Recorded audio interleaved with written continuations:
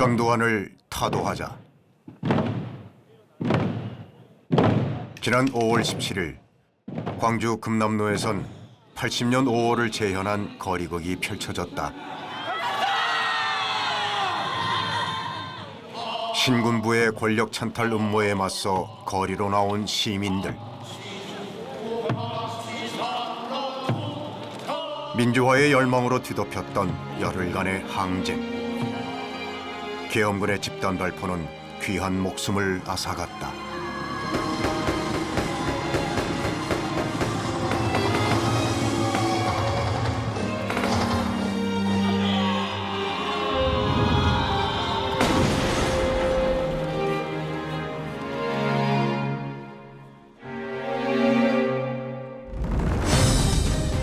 발포 명령자는 누구인가? 밝혀지지 않은 진실은 미완의 과제로 남아있다.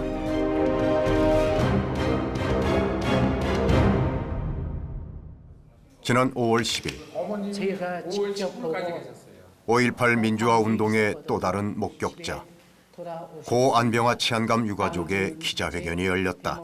없을 것이라고 하면서 80년 5월 당시 치안 책임자였던 고 안병화 전라남도 경찰국장. 바로 이겁니다. 이게 사후 30주기를 맞아 당시의 상황과 심경을 기록한 비망록을 공개했다. 일명 5.18 비망록입니다. 또 고인의 생전 모습을 담은 사진과 유품을 기록관에 기증했다.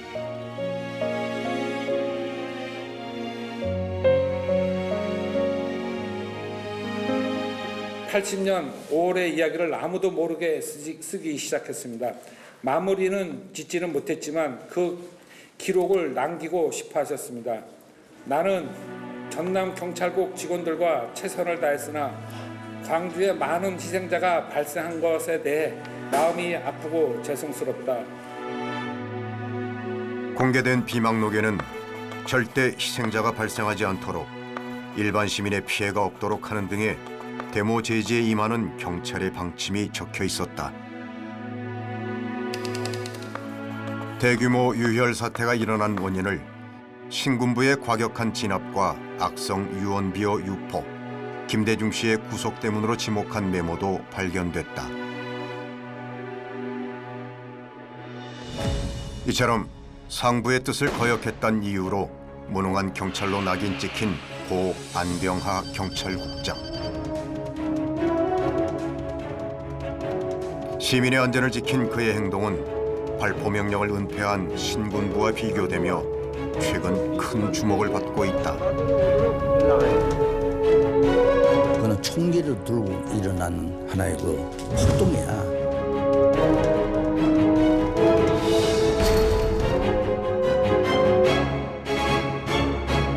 도경국장이 시민들의 안전과 시민들의 질서를 확인했는데 군부가 개입이 돼가지고 이렇게 생 전쟁판을 만들었다. 타 지역 사람들이나 잘못 알고 있는 사람들을 충분히 설득할 수 있는 가장 좋은 디딤돌이 될 수 있다 이런 생각을 합니다. 신군부의 강경 진압에 소극적이나마 다 반대를 했던 이런 것 때문에 5.18의 저항이 민주화운동으로서 훨씬 더 정당성을 광범하게 확보할 수 있는 근거가 된다고 봅니다. 국립 5.18 민주묘지에서 열린 38주기 광주 민주화운동 기념식. 역사에서 정의가 끝내 승리하듯이 광주 정신은 끝내 승리할 것입니다. 고 안병화 치안감의 셋째 아들 호재 씨는 아버지가 돌아가신 지 30년 만에 처음으로 초청받았다. 손을 맞잡은 이 순간 그동안 겪었던 소외와 아픔이 주마등처럼 스쳐 지나간다. 이제야 아버지의 업적을 조금이나마 인정받게 된 것이다. 참 힘들게 조그만 공직자의 조그만 바람이 긴 세월 만에 이루어진 거죠.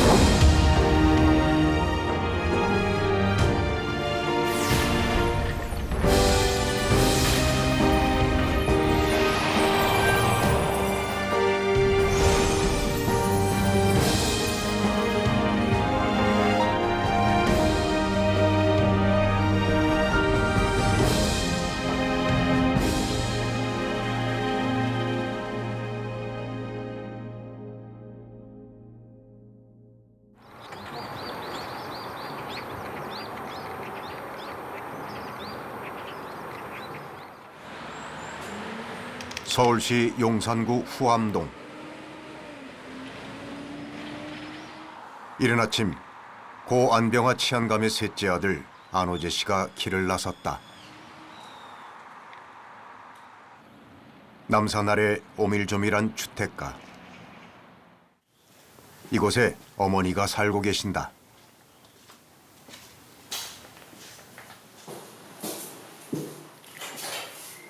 네, 저 왔어요. 왔어? 아유, 어서 오세요. 이분이 어머니시다.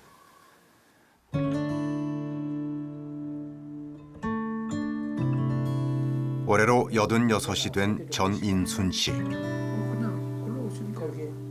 단출한 전셋집에서 여생을 보내고 있다. 남편이 세상을 떠난 지 30년이 다 돼가지만 그를 생각하면 가슴이 아려온다. 너무 평생을 고생한 거죠.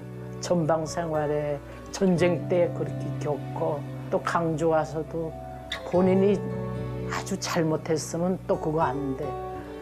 본인은 잘한 건데 결국 그런 인정도 못 받고 너무 불쌍하게 돌아가신 거죠. 전임순 씨가 청년장교 안병화를 만난 건 부산 육군병원에서였다. 친척의 소개로 알게 된 두 사람은 전 씨가 고등학교를 졸업한 1952년 남편의 고향인 강원도에서 혼인서약을 맺었다. 젊은 시절 남편은 어떤 사람이었을까?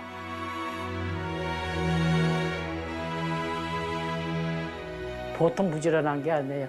관사에 있을 때도 새벽에 일어나면 마당을 다 쓸고 하니까 땅 관사에서 가족들이 전부 자기 남편한테 뭐라 그러는데요. 뭐 할 일을 잠깐이라도 미루는 법이 없어요. 그 즉시 움직거리거든요. 포병 관측 장교였던 안병화는 포화 속에 뛰어들어 적군의 남하를 저지하는 등 혁혁한 공을 세웠다. 또 중북 음성에선 적군을 기습 공격해 개전 이래 최대의 전과를 올렸다. 그게 이제 북한군 3.1 작전이라고 있습니다. 서울까지 해가지고 다 석권하는 건데 그걸로 인해서 안병화 치안감님의 관측 그 성공부의 투신으로 해가지고 우리나라를 살린 그런 전투에 혁혁한 공로도 있고 그걸로 사랑부원장도 받으셨고요. 그래서 우리나라에 지금 기틀을 세우신 분 중에 한 분이시지 않을까. 6사 8기 출신인 고 안병화 치안감.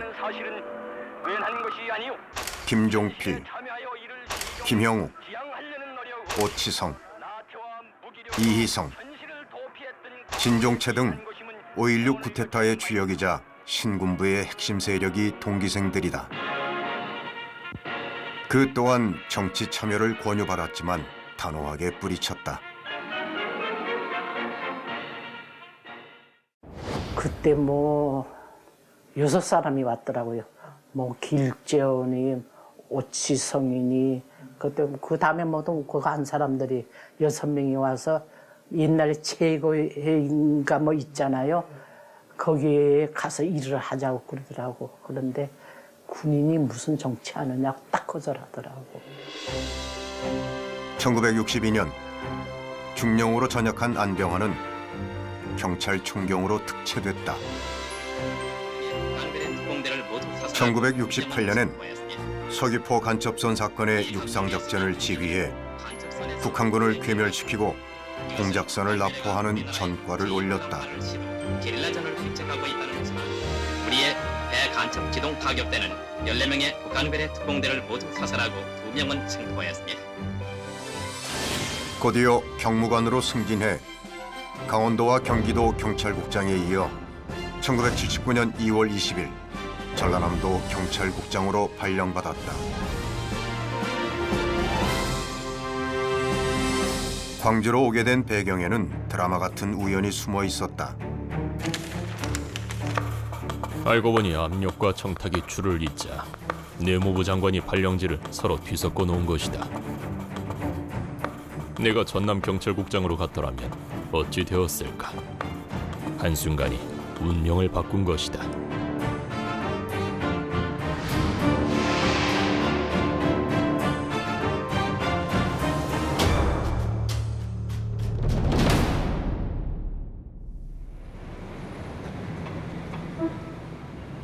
지난 5월 9일 부인 전임순 씨와 아들 안호재 씨가 광주를 방문했다. 안병화 치안감의 마지막 부임지가 된 옛 전라남도 경찰국. 국립아시아문화전당이 들어서면서 방문자 센터로 바뀌었다. 여기 이제 저 옆으로 해서 현관으로 올라갔는데 여기 이 주차장 자리가 이 건물을 만들어놔가지고 이제 흔적이 싹 없어집니다. 일반인들이 오면 이게 뭐 하는 데인지 모르죠. 써 있는 것도 없고 조그만 간판입니다. 남편과 함께 광주로 이사온 전임순 씨. 아직도 그때의 풍경이 눈에 선하다. 안병화 국장의 집무실이 있던 2층. 그곳엔 옛 자취가 남아있을까? 바뀌지 않은 건 창틀뿐이다. 80년 5월 아버지는 이 창가에 서서 금남로를 메운 시위대를 바라봤다. 그 사무실에서 그래서 내다보면 충장로 저 끝이 안 보일 때까지 사람들이 이제 시위한 사람들이 모여 있었는데 처음으로 법이라는 걸 느껴봤더라고요. 전쟁이 나면은 싸우면 되는데 저 사람들을 어떻게 해야 되나 무섭고 겁이 났었다고 그랬어요. 그때 시민들의 함성으로 가득했던 분수대와 광장의 오른편에 경찰 관사가 있었다.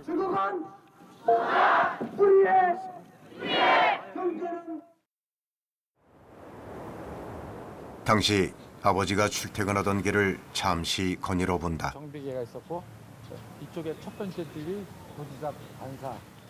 걸음을 뗄 때마다 추억이 새록새록 떠오른다. 이제 경찰국 관사였죠. 관사가 이쪽에 있었단 말이야. 그때는 돌이켜보면 광주는 정겹고 인심이 후한 곳이었다. 전라도 오니까 진짜 모두 너무 친절하더라고요. 그래서 가족들하고 자주 만나게 된 거예요. 그런 게 잊어지지 않죠. 그런 일만 없었다면. 그날 저녁 광주 시내의 한 식당을 찾았다. 당시 함께 근무했던 경찰 가족들을 만나기 위해서다.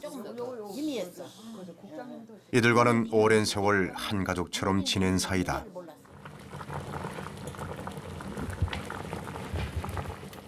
(38년) 전 그때처럼 한 식탁에 앉아 한솥밥을 먹는 시간. 저마다 안병화 국장과 얽힌 추억담 하나씩을 꺼내놓는다. 지게해지 안 풀어주면 우리는 몇 달이라도 지게해지 당해갖고 있을 거 아닙니까? 근데 다 빨리빨리 조사해갖고 그렇게 빨리 그렇게 복직을 시켜줬어. 그래서 우리 안 국장은 그렇게 직원들한테 사랑을 많이 베풀었어요. 국장님은 그만두시갖고 고향에 가셔갖고 지리를 딱 길에서 편지를 보내서 두 내후관이 오라고 사모님이 알아셨을 거예요. 근데 못 찾아간 것이 그렇게 의외스럽고 죄송스럽더라고. 눈물 나올 정도로.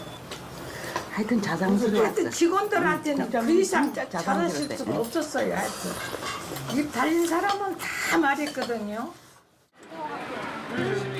다시 헤어져야 할 시간. 나중에 전화하세요. 저기 전화 아니까 아까 내가 했어요. 전화하시고. 잡은 손을 쉽게 놓지 못한다. 또 언제 만날 수 있을까? 기약도 없는 이별이다. 국장님 대단하셨던 것 같아. 전인순 씨의 입꼬리가 살짝 올라갔다.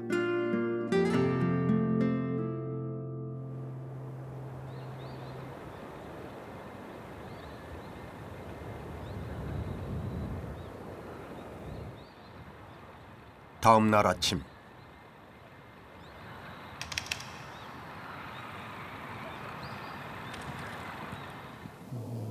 두 사람이 망월동 민족민주열사 묘역을 찾았다. 꼭 만나고 싶은 분들이 있어서다. 어머니세요? 잘 계시죠? 예. 건강하시죠? 예. 건강하세요. 위로 올라왔었어요. 너무 위로 올라오세요. 위로 올라오세요. 처음 온 두 사람을 5월 어머니의 분들이 따뜻하게 맞아주신다. 어머니들의 안내를 따라 묘역을 참배하는 길. 상상 못할 슬픈 사연들이 쏟아졌다. 제 남편 묘는 여가 있네요. 기정도요. 없었어. 자식도 있고. 예, 이 정도. 그분들도 다 고무장에 하고 돌아가신 분 있고 지금 후유증으로 병원에 가 계신 분도 있고 그래요. 5.18을 직접 목격한 전임순 씨는 어머니들의 얘기가 남일 같지만은 않다.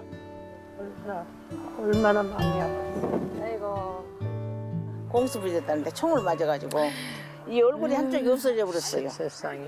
그런데 도청이가 있었는데 얼굴이 없으니까 몰라보고 그 이틀 날 찾았어요. 이렇게 그래도 그 아들 죽고 같이 죽으려고 했는데 못 죽고 지금까지 살았어요. 사실 이곳에는 안병화 국장과 깊은 인연을 맺은 사람이 잠들어 있다. 고 박관현 열사. 그 당시 전남 총학생회장하고 저희 예. 아버님 예. 하고 몰래 비밀 협상을 했어요. 예. 그때 숨어 다녔으니까 가니까. 그때 아버님 거기 있던 마지막으로 데모하겠다고 그래서 이제 약속해가지고 그날 승인해 줬다고 그러더라고. 38년 전 광주에서 열린 민족민주화 성회 때 치안 책임자와 시위 주관자로 만난 두 사람. 서로에게 베푼 따뜻한 배려를 알게 된 아들 호재 씨와 박관현 열사의 누나 행순 씨가 그 인연을 이어오고 있다. 한 사람이라도 더 체포하고 잡아서 특진을 하고 싶은 게 그 저기잖아요. 근데 그런 걸 아시면서도 이 광주에서 아니 우리나라에서 이런 훌륭한 학생이 살아서 뭔가를 해내야 되기 때문에 뭘 해준 거예요. 경찰이 준 거예요.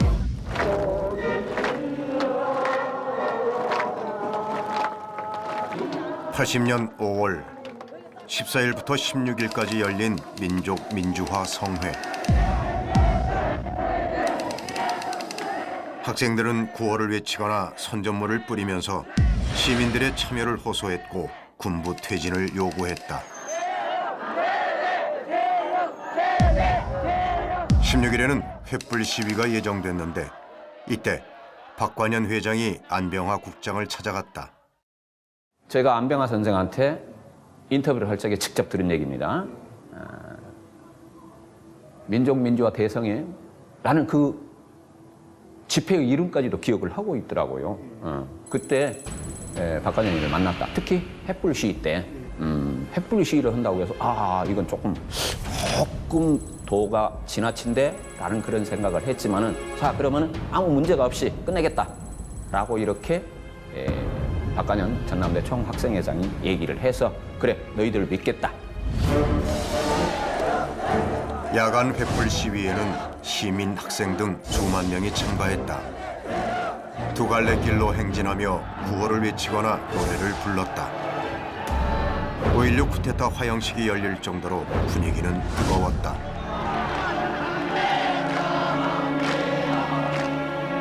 이게 완전히 경찰이 시위대를 호위해 주는 거야.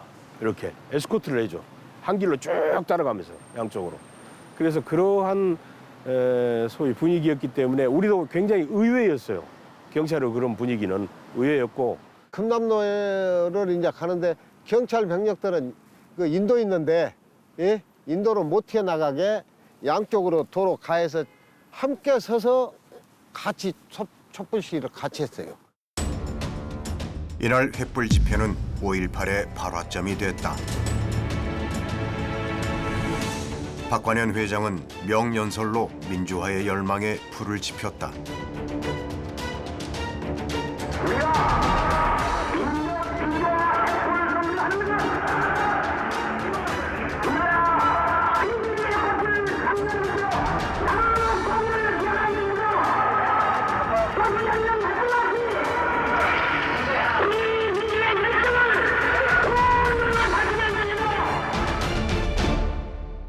일 14일, 15일, 16일 집회가 있었기 때문에 도청이 이제 지역적으로는 중심이 되는, 도청에 모여서 많은 사람들이 민주주의를 논의하는 이런 경험이 있었기 때문에 5.18 민주화운동 과정에서 21일, 22일, 23일, 24일, 25일, 6일까지 전개되는 이런 이제 도청에서의 그 집회가 가능했던 거겠죠. 5월 18일 자정을 기해서 전국 일원의 비상계엄을 확대 선포하고 전국 대학에 휴교령을 내렸습니다. 운명의 5월 18일. 계엄령이 확대되자 학생들은 전남대 정문으로 집결했다. 이에 계엄군은 해산을 명령했다. 항의가 거세지자 무차별 폭행을 가했다. 도망가는 시민들을 끝까지 쫓았고 진압봉을 마구잡이로 휘둘렀다. 공수부대가 진파된 오후부터는 진압이 더욱 잔혹해졌다. 시위는 대규모 유혈 사태로 번졌다. 참혹한 죽음에 시민들은 오열했다. 5분 내로 해산하지 않으면 강제 해산하겠다라고 하면서 하나부터 5개를 셉니다. 그리고 나서 결국 착금 돌고 앞으로 해가지고 저희 시대를 향해 이제 결국 곤봉으로 때리고 발로 차고 그다음에 개머리판으로 결국 이제 나름대로 이제 때리고 그래서 이제 피투성이하던 학생들 잡아서 끌고 이제 학교로 들어오고. 투입을 하는 과정에서부터서 시작을 해가지고 과잉 진압이 이루어집니다. 시내버스, 택시까지 세워가면서 젊은이들은 특히 이제 젊은이들은 구타를 하고 폭행을 하고 등등 이게 차마 눈 뜨고는 볼 수 없는 아주 처참한 광경들이 벌어지죠. 이런 잔인한 진압은 사전 계획된 일이었다. 국방부 문건에 따르면 계엄군은 부마 사태를 교훈 삼아 초기부터 무자비한 타격을 퍼부었다. 시위대를 겁박해 데모 의지를 상실케 하려는 의도였다. 그것은 오판이었다. 계엄군의 잔혹한 진압은 시민들의 저항만 키웠다. 시위는 갈수록 과격화됐고 군중 수는 증가했다. 18일 1,000여 명에서 19일 3,000여 명, 20일 5만여 명, 21일엔 20만 명까지 도청 주변으로 모여들었다. 부산 마산 같은 경우는 공업화된 도시고 공업화된 도시다 보니까 연구나 아니면 공동체 의식이 실은 더 떨어지는 거고 강주 전남은 강주를 구성하고 있는 인구의 구성의 대부분은 학생들이거나 아니면 지역의 공동체, 이웃이라는 거죠. 그게 농촌 배후 도시야. 농촌 배후 도시는요, 전부 다 인간관계가 연결돼 있어. 오메 저 내 새끼 친구인데, 오메 저 새끼 죽어버렸어. 오메 내 옆집 친구의 아들인데 어떻게 죽어버렸어. 막 이런 인간관계, 농촌의 배후 사회로서 연대 관계가 있는 거야. 그러니까 광주에 대한 연구가 지역 공동체의 일원이었던 경찰들도 당혹해했다. 자신의 이웃이자 친구인 시민들을 무자비하게 제압할 순 없었다. 당시 사진에는 계엄군의 폭력 진압을 애써 외면하는 경찰관들의 모습이 찍혀 있다. 경찰관 중에는 지금 그 데모하는 학생들이나 일반 시민들이 아들도 들어있을 것이고 친인척도 들어있을 것이고 다 그런다 이 말이에요. 나뿐만이 아니라 다 괴로워했었지. 저 방법이 서툴렀다고 다 우리들끼리는 그때 당시에 그랬었지. 학탄을 거의 사용 안 했어요. 5.18 단계에서는. 왜? 이 지역에서 전시나 평시나 치안을 담당해야 될 공무원이다. 시민하고 알력을 가급적이면 방지하고 참고 인내하면서 진압해라. 이런 정서를 알고 있던 안병화 국장은 데모 제지에 임하는 경찰의 방침을 내렸다. 절대 희생자가 발생하지 않도록 할 것. 일반 시민 피해가 없도록 하고 주동자 외에는 연행치 말 것. 경찰봉 사용에 유의하며 주동자 연행 시 지휘 보고할 것 등이었다. 또 각급 지휘관은 반드시 진압 대열의 선두에 위치할 것을 명령했는데 18일부터 21일 사이에는 시민의 안전을 확보하라고 지시했다. 분산되는 자 너무 추격 말 것. 학생 피해가 없도록 유의할 것. 화학탄 사용은 가능한 억제할 것 등이었다. 기동대 중대장들 회의할 때 가면은 또 이제 항상 하시는 말씀이 그 말씀이요. 그 말씀이죠. 변수 발생하지 않게 해야 된다. 사령 우리 애들이 다친 한이 있어도 시대가 다쳐서는 안 된다. 그거죠. 그 현지 상황에 맞는 그 안전 진압을 하도록 하고 절대로 추적해서 검거한다는 이런 거지 말고 현 지지를 어떻게든지 고수하라, 사수하라 뭐 이런 명령이 내려오고 안전 진압을 하도록 한다. 이런 지시가 내려오고 그래. 만일의 사태에 대비해 경찰이 소지한 총기도 소산시켰다. 5월 19일 광주권 경찰서 무기 실탄 소산 완료. 21일 오전 경찰국 등의 무기를 병기 창고에 입고 곧이어 각 지역 무기고 소산을 지시했다. 국민한테는 해를 주지 마라. 그리고 만약 사태에 대비해서 이 총에 대해서 전부 은희 가고 소개를 해라. 그렇게 강하게 얘기했어요. 계엄군이 총을 사용하기 전에 총을 31사단으로 전부 다 쏟아내라 라고 얘기를 하셨어요. 또 그놈 무기고에서 총 끄집어내서 막 싸고 딸고 하고 하는 것이 귀찮더라고요. 도청 앞에서 집단 발표를 하는 것을 보면서 우리보다 쏴서 막으라고 그랬다면 이 나중에 이 사건에 대해서 덤태기를 경찰이 통째로 다 썼을 것인데 이것은 안병화 국장님이 최고로 잘한 일이다. 이처럼 인명피해를 최소화하려는 안병화 국장의 방침과는 달리 경찰도 무장하라는 압력은 날로 거세졌다.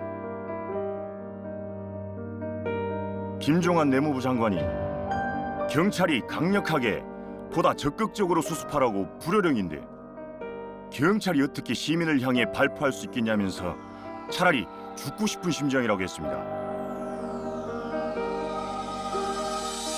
안 국장은 극심한 압박을 받으면서도 총기 무장은 절대 안 된다는 소신을 지켰다. 자유당 말기 데모대에 발포 명령을 내린 경찰서장은 패가망신했고 그 자손들도 역적의 자식으로 고생받고 있다고 말했더니 자신도 그 생각은 확고한데 흥분한 시민들을 무슨 수로 진정시키느냐고 걱정하며 헤어졌습니다.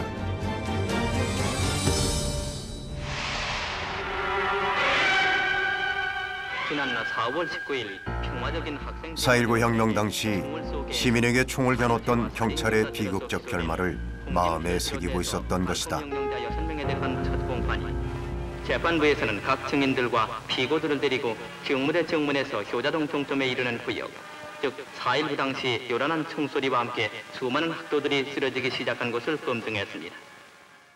그런 현상을 보고 신군부는 자기들 나름대로 집권을 하면서 이 부분에 대해서 발포명령자를 드러나지 않게 하는 것을 최대한 목표로 삼았던 것이고, 특히 안병화 국장 같은 경우는 정말로 발포를 해서는 안 된다는 교훈을 자기 마음속에 생겼기 때문에 자기가 희생당하고 말지 발포명령을 내리지 않았던 것이고, 역설적으로 시민들의 안전을 지키려 했던 노력 덕분에 도청에서 퇴각했던 5월 21일 이후 경찰은 인적, 물적 피해를 거의 입지 않았다.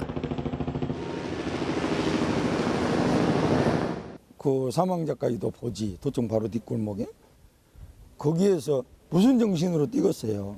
동명동 쪽만 보고 달리는데 팔을 딱 잡아주더라고, 누가.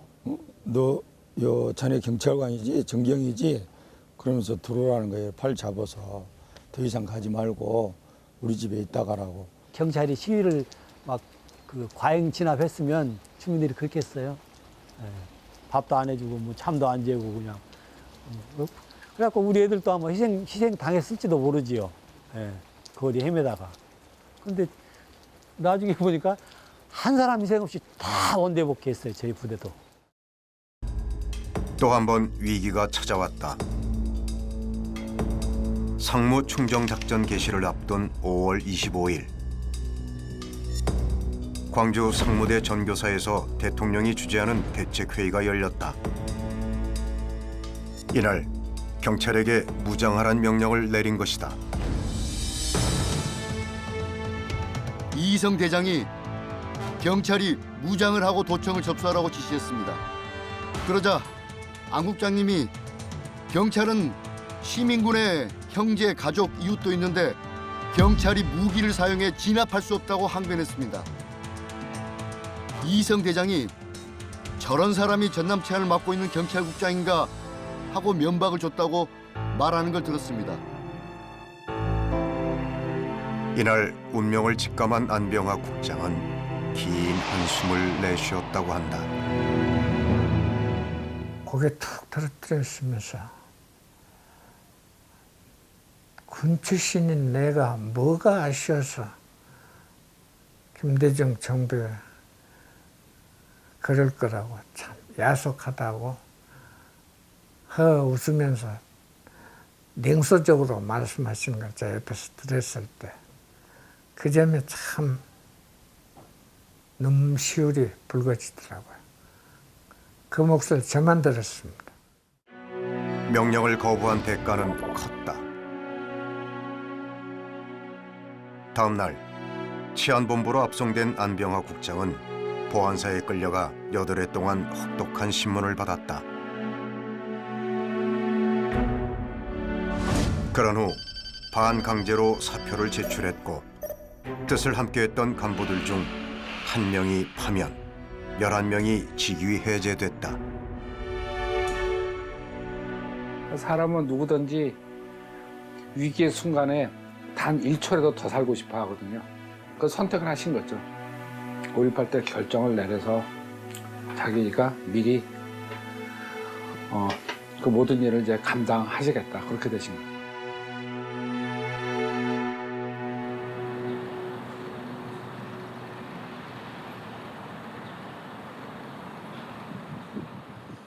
경기도 용인시 보정동. 80년 5월 당시 안병화 국장과 뜻을 함께한 목포경찰서장 이준규 씨의 가족들이 살고 있다. 이준규 서장은 직무유기 혐의로 유일하게 파면당했다. 당시 목포는 광주 다음으로 시민들의 저항이 거셌다. 이준규 서장은 경찰서에 있는 총기의 방아쇠 뭉치를 제거해 경찰들과 함께 고하도로 들어갔다. 목포시에 고하도 파출소가 있었던 거예요, 거기에. 그래서 아버지가 고하도 파출소에다 그걸 다 옮기셨고, 그리고 이제 조금 있다가 10시간 조금 넘게 계셨던 것 같아요. 그 섬에. 거기에 이제 경찰들을 다 소집을 하셨고, 그리고 다시 목포로 나오셔가지고 경찰이 치안을 유지를 하고 단 시위를 평화 시위를 하면은 그거는 서로 보장을 하겠다 이렇게 됐던 것 같아요. 그래서 목포는 정말 인명피해 한 명도 없이 이게 사태가 다 마무리가 됐어요. 그런데 아버지가 그래서 아버지가 굉장히 뿌듯해 하셨다는 말을 어머니한테 들었어요. 이게 정말 뿌듯하다고. 아무도 죽지 않고 다치지 않고 이 사태가 잘 마무리가 됐으니까. 하지만 전두환 당시 보안사령관은 이준규 서장이 소요 사태 시 자위권 행사를 주저하는 답변을 했다는 등의 이유로 보고서에 친필 서명하고 치안본부장에게 조치를 지시했다.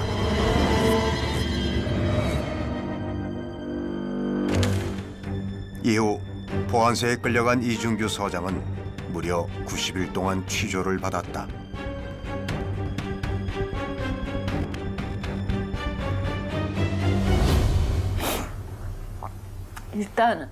일단 아버지가 그걸 받아들이기를 굉장히 힘들어하셨어요. 왜냐하면 굉장히 일 처리를 잘하셨다고 생각을 했는데 반대로 이제 그런 식으로 하고 경찰 역사상 가장 수치스러운 케이스다 뭐 이런 식으로 하고 신문에 나고 아버지 명예가 바닥이었죠. 그래서 굉장히 힘들어하셨던 것 같아요. 평생.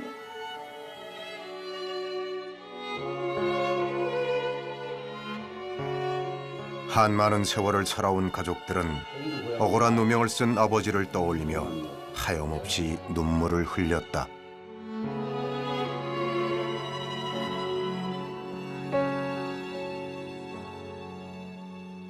우리 오남매한테 아버지는 항상 그 80년대에서 85년 사이 그 기억밖에 없었던 거예요, 그동안.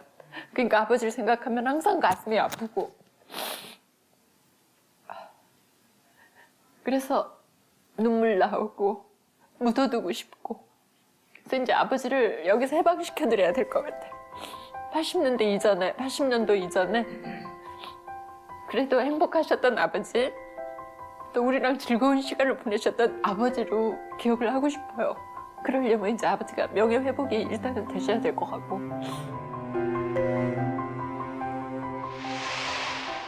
삶을 송두리째 빼앗긴 고 안병화 치안감과 이준규 서장, 그리고 전남 경찰들. 이들이 만약 상부의 협박에 못 이겨 시민에게 총을 겨누었다면 어떻게 됐을까? 그 만 몇천 명이 68치 쐈다 그러면 무지무지한 숫자인데 거기에 경찰 병력을 합해봐요. 그러면 더 많은 실탄이 소모됐을 거고 그 실탄에서 더 많은 희생자가 나라는 건 자명한 일이잖아요. 광주 전남에 시민도 없고 시민 정신도 없고 그 민주라는 두 글자도 없어졌을 거고 그다음에 경찰이라는 것도 존재 가치가 없어졌을 거고. 이건 자칫 잘못하면 이웃들끼리의 상잔으로 갈 수 있는, 그래서 지역 공동체가 완전히 분열돼 버리고 내부 갈등으로 갈 수 있었던. 국회 광주특위회 청문회가 오늘 속개됨으로써 청문회 행진이 8일 만에 재개되었습니다. 안병화 국장이 다시 세상에 알려진 건 광주특위 청문회가 열리게 된 88년. 당시 한겨레 신문 윤재걸 기자는 수소문 끝에 안병화 국장을 만나게 됐다. 서울의 한 병원에서 신장 투석을 받고 있던 때였다. 5.18 민주화 운동 이후 8년 만의 일이었다. 전화를 10번 이상 안 받았다니까? 안 받았을 때까지만 해도 저 사람이 나를 만날 자신이 없기 때문이 아닌가, 이중적인 인물이 아닌가, 나도 의심을 많이 했어. 윤재걸 기자는 5.18 당시 30일 사단장인 정웅 장군과 함께 그를 만났다. 대화를 해보다가 나도 감동을 했어. 그 옳은 생각을 갖고 계시더라고. 응?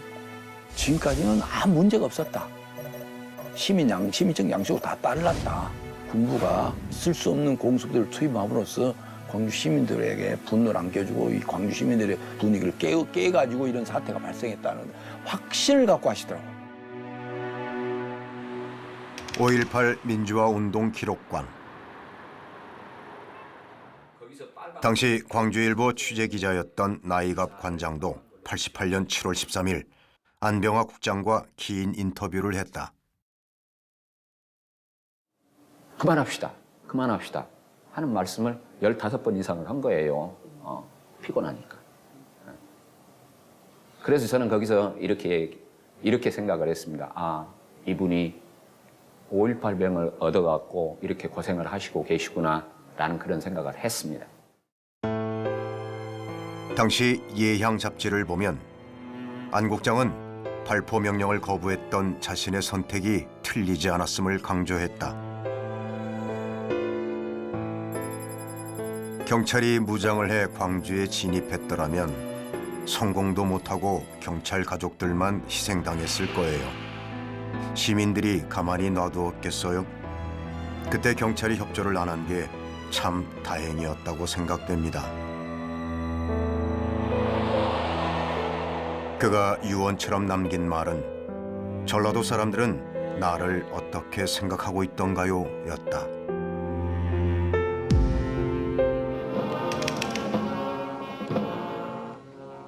인터뷰 후 2달도 안 돼 고문 후유증으로 숨진 안병화 국장.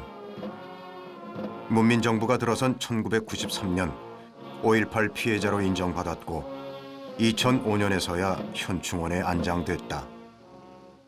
국가유공자로 지정된 건 사후 18년이 지난 2006년 일이다. 하지만 가족들의 형편은 별로 나아진 게 없었다. 5.18 보상금과 국가유공자연금을 이중으로 받은 것이 돼 소송에 휘말렸기 때문이다. 강제해직된 80년부터 2005년까지 밀린 월급, 연금 등을 못 받았지만 국가는 이를 외면했다.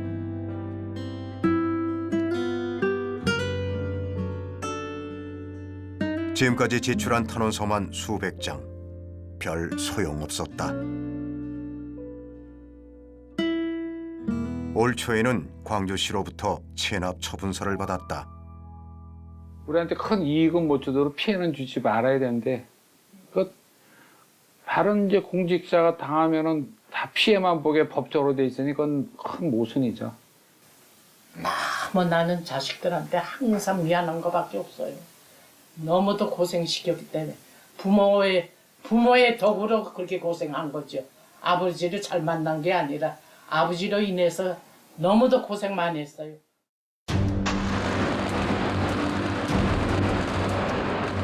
이처럼 안병화 치안감의 존재가 경찰의 역사에서 지워지는 동안 시위 현장은 폭력으로 얼룩졌다.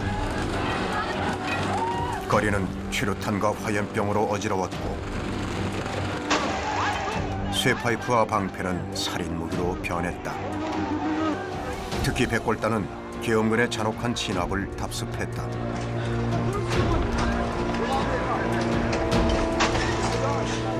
농민, 노동자, 영세, 자영업자 등 사회적 약자일수록 그 피해가 컸고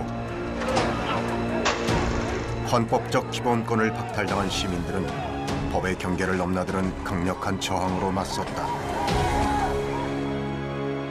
시민이 자기 의사를 공적 방식으로 표현할 수 있는 나라에서 불법적 시위란 없어요. 역사 이래로 없는 거예요. 시위랑은 다른 게 아니거든요. 공적 공론장에서 다양한 의사표현 방식 중에 하나의 의사표현 방식이에요. 근데 그 자체를 불법화하는, 더군다나 폭력적으로 규제하니까 그러면 그것의 우선 1차적인 목표가 그걸 넘어서야 되기 때문에 불가피한 것이고 어찌 보면 정당한 거죠. 경찰의 폭력 과잉 진압은 참사로 이어졌다. 87년 이한열 열사, 89년 동의대 진압 전경 7명, 91년 강경대와 김귀정 열사, 96년 노수석 열사, 97년 류재을 열사, 2005년 전용철 홍덕표 농민, 2006년 하중군 건설노조 조합원, 2009년에는 용산 참사로 철거민 5명과 경찰 1명, 2015년 물대포 직사로 보성 100만기 농민이 사망했다. 이들이 쓰러져간 현장 그 어디에서도 안병하의 위민 정신을 찾을 수 없었다. 어떻습니까? 이런 안병하 경무관의 지시사항이 잘못됐다고 생각하십니까? 대단히 적절하고 정당한 지시라고 생각합니다. 그러면 그 전 청장님께서도 11월 14일 민중총궐기 당시에 같은 마음이셨습니까? 그렇습니다. 하지만 안병하 정신에 공감한다는 최고 책임자는 피해자에게 사과조차 하지 않았다. 다쳤거나 또 사망했다고 해서 무조건 사과하는 것은 적절하지 않습니다.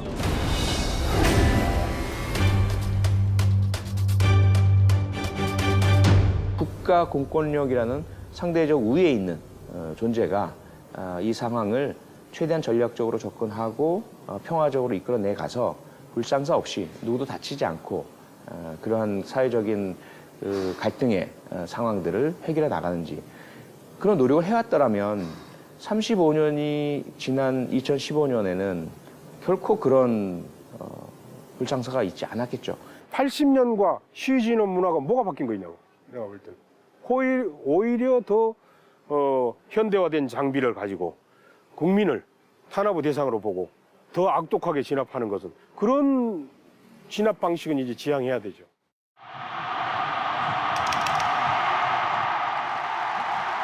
시위 집회의 자유가 보장됐던 2016년 촛불 집회의 양상은 달랐다. 박근혜 국정농단 의혹에 항의하는 시민들은 자발적으로 시위에 참가했다. 6개월간 총 23차례, 누적 인원 1,700만 명이 함께했지만 단 한 차례의 불상사도 없었다. 경찰은 시위대를 자극하지 않았고 시민들은 평화 시위로 응답했다. 이는 박근혜 대통령의 탄핵과 평화적 정권 교체의 원동력이 됐다.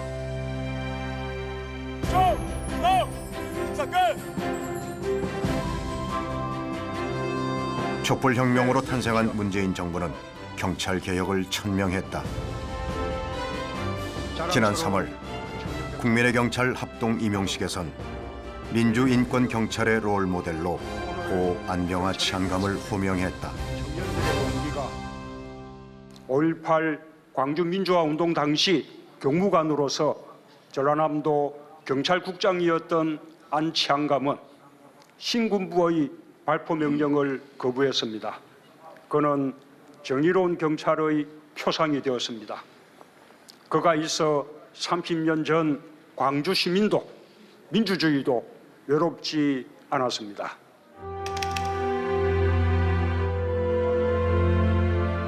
경찰청도 고 안병하 경무관을 치안감으로 추서했고 전남지방경찰청에 흉상을 세웠다. 이번을 계기로 경찰의 역할을 새로 정립하자는 의견이 힘을 얻고 있다. 소셜 피스키퍼라는 개념이에요. 사회적인 평화 유지자라는 거죠. 그럼 범죄가 발생한 이후에 가서 뭐 때려잡고 진압하고 이것보다 더 중요한 것은 그러한 범죄가 발생하기 전에 예방하는 것이고요. 중재하거나 또는 설득하거나 대화하거나 그 역할이 경찰의 본질적인 역할이란 겁니다.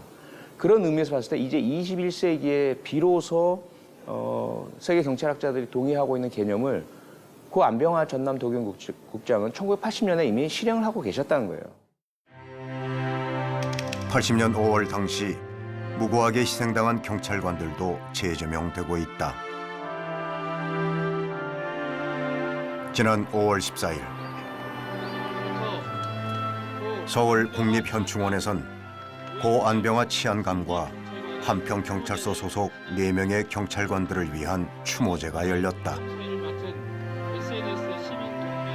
80년 5월 20일 4명의 경찰관들은 도청 앞으로 돌진하는 시위대 버스에 치여 사망했다. 그동안 유가족들은 무관심 속에 방치돼 왔다. 위로받을 사람들 위로받고 또 도움 받을 수 있는 사람 도움 받을 수 있는 어떤 이런 분위기가 돼야 또 자신의 일을 더 소신 있게 할 수 있지 않을까, 그런 분위기가 점점 이루어지는 것 같아서 다행이라고 생각하고요. 오늘 이런 자리가 만들어진 것도 감사하고 초대해 주신 것도 감사합니다.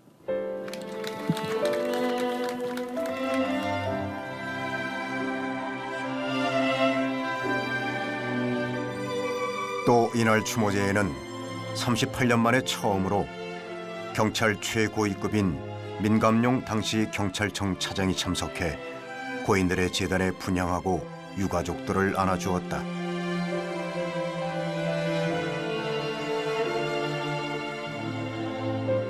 우리 경찰은 이 고인들의 뜻을 이어받아 위기 시에는 조국을 수호하고 국민의 참된 인권 경찰로 울뚝 설 수 있도록 각고의 노력을 다할 것을 다짐합니다.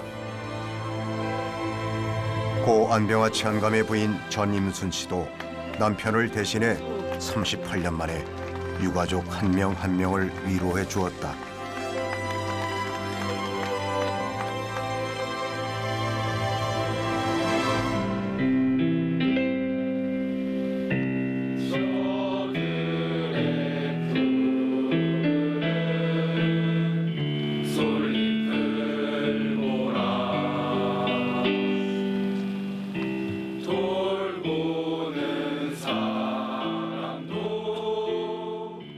경찰청과 시민들로부터 따뜻한 위로를 받은 유가족들은 그동안의 소외와 아픔을 용서와 화해로 승화시켰다.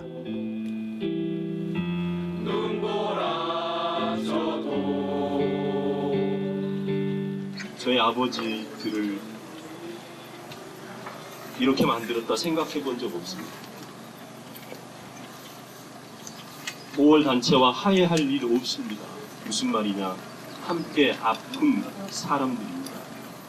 그래서 5월 단체도 만나고 싶고요.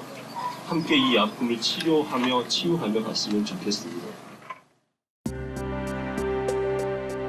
80년 5월 경찰 피해자들은 명예회복과 상처의 치유를 원하지만 일각에선 신군부와 경찰을 동일한 가해자로 여기거나 진영 논리에 따라 왜곡된 시각으로 바라보곤 한다.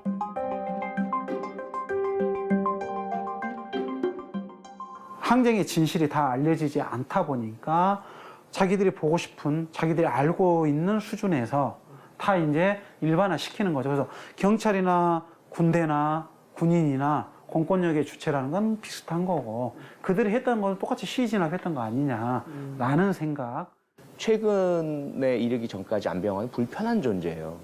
안병화를 자꾸 입에 올리고 또는 그에 대해서 분석을 하고 하다 보면 다른 독재 권력에 무조건 충성하고 예예하고 자기의 개인적인 승진과 자기 개인적인 이익만을 탐했던 수없이 많았던 경찰 지휘관들은 전부 잘못되고 나쁜 사람이 되어버린 것이죠.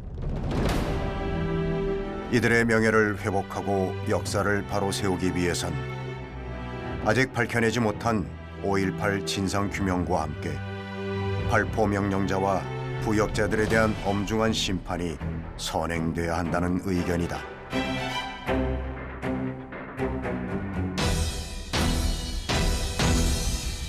우리가 역사를 공부하는 5.18을 다시 얘기하는 이유는 뭐예요? 다시는 이런 일이 벌어지지 않도록 하는 거잖아요. 그게 가장 중요한 문제 아니겠어요? 그리고 안병화 치안감을 우리가 지금 추앙하는 것도 다시는 이런 일이 일어나지 않아야 된다는 표본이기 때문에 그런 거잖아요. 그래서 저는 그 문제는 발포 명령자가 우선 밝혀지면 그 발포 명령을 중간에 따랐던 지휘자들 반드시 저는 거명해야 된다고 봅니다. 그래서 그 군사 기록, 관련 명령 지휘 계통에 있는 사람들 전부 기록을 보존해야 된다고 생각해요. 5.18 민주화 운동 당시 시민의 생명과 안전을 지킨 고 안병화 치안감과 전남 경찰들. 부당한 지시를 따르지 않은 죄로 많은 피해를 입었지만 그 가족들은 아버지이자 남편을 원망하지 않았다.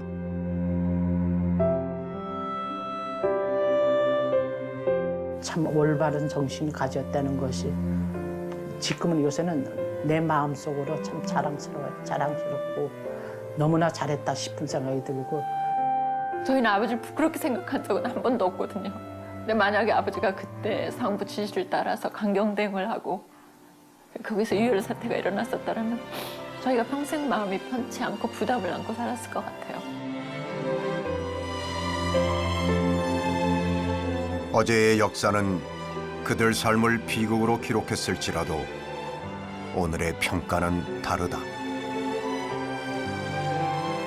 발포 명령을 거부한 용기, 양심에 따라 실천한 위민 정신은 시대를 밝히는 빛이 되었다. 내일의 역사는 그들을 민주경찰의 표상으로 기억할 것이다. 뒤늦게 아버님의 이제 업적이 밝혀져서 영웅의 칭호를 받고 있는데 아버님을 따르던 모든 분들도 그분도 다 영웅입니다.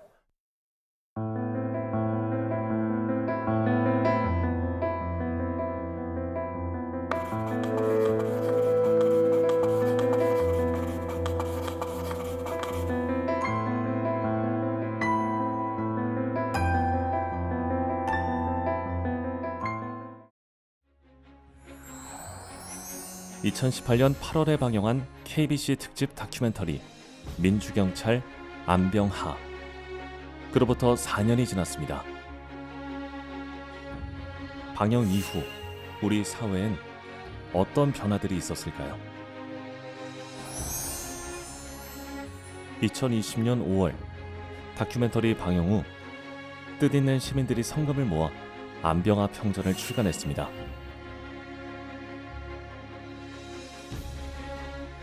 5.18의 성격을 가늠짓는 가장 중요한 어떤 지렛대 같은 그런 분이다라는 생각이었습니다. 왜냐하면 진압군의 일원이었지 않습니까, 경찰이. 근데 그 진압군의 방침에 동의를 하지 않았었다는 것이죠. 이건 정말 엄청난 사건인데 이분의 개인적인 행적이 밝혀지면 5.18의 내용이 훨씬 좀 달라질 것이라는 그런 생각 때문에 이 작업을 하겠다라는 생각을 했었습니다.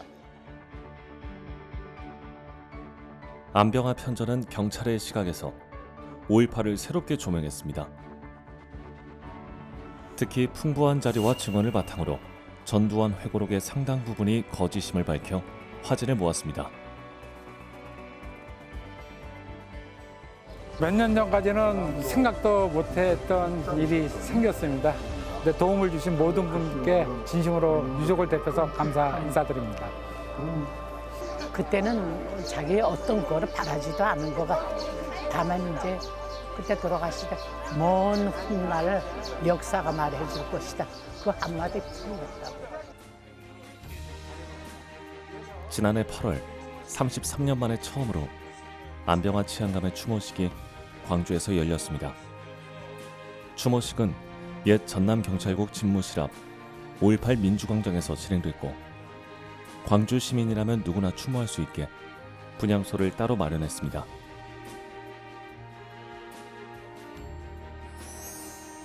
그리고 마침내 올해 3월 국민권익위의 권고에 따라 고 안병하 치안감에 대한 1980년 6월 2일자 의원 면직 처분이 취소됐습니다. 경찰청은 면직된 때부터 고인의 사망일까지 밀린 급여를 소급해서 지급하기로 했습니다. 42년 만에 고인의 희생에 대한 완전한 명예 회복이 이루어진 것입니다. 한마디로 표현해서 난 기쁠 줄 알았어요.